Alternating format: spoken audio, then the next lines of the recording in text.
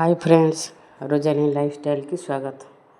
देखु कदली भंडार राईटा एते सुंदर देखा जाउछि। चलंतु स्टार्ट करिवा प्रोसेस।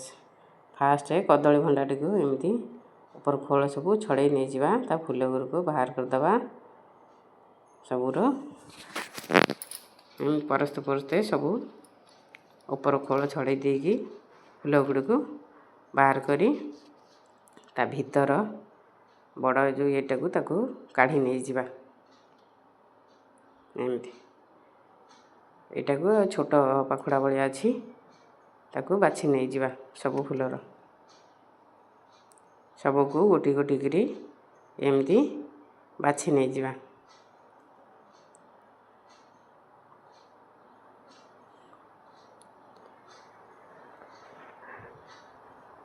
भिडियोटी भल लगुले लाइक शेयर कमेंट करेंगे। चैनल नुआ थे सब्सक्राइब निश्चिंत करेंगे। एमती करी सब फूल को एमती बाछि नहीं जिबा। तापर ताको काटिकी हलदी पानी पकईकरी सिझे नहीं जिबा। एमती गोटे कड़ाई रे पानी नहीं हलदी पकईकरी 2-3 मिनट पे सिझे नहीं तार कष पानी की बाहर कर नहीं जिबा। तापर ताको सब छाणिकी बाहर करदबा। मसला पे नबा अदा पियाज रसुण लंका दे पारे। कड़ाई बसई तेल पकेबा। तेल टिके ताती आसिले फुटण टिके पकईबा। फुटण फुटेसले ग्राइंडिंग कर रखि मसला को देदबा। मसला टमाटर मध्य ग्राइंडिंग कर दीजिए। तापर हल्दी पाउडर पकेबा। लूण स्वाद अनुसार पकेबा। जीरा पाउडर धनिया पाउडर चिली पाउडर सब पकईकरी गोले नहीं जिबा।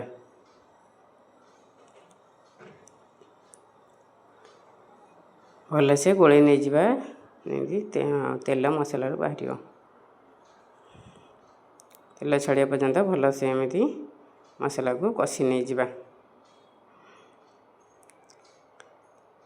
तापर आलू को आगुरी सिझे रखी मसला पकई कषिबा।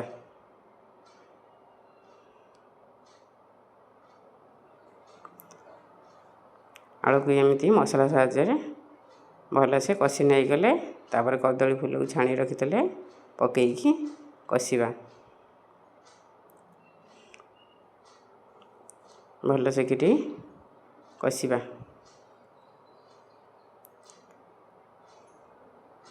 एपट सेपट करी भल से कषि नहीं जिबा।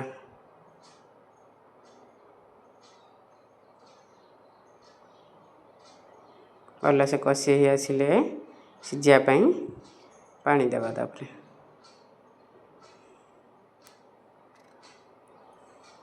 पानी देकरी 15-20 मिनट घोड़े नहीं जिबा।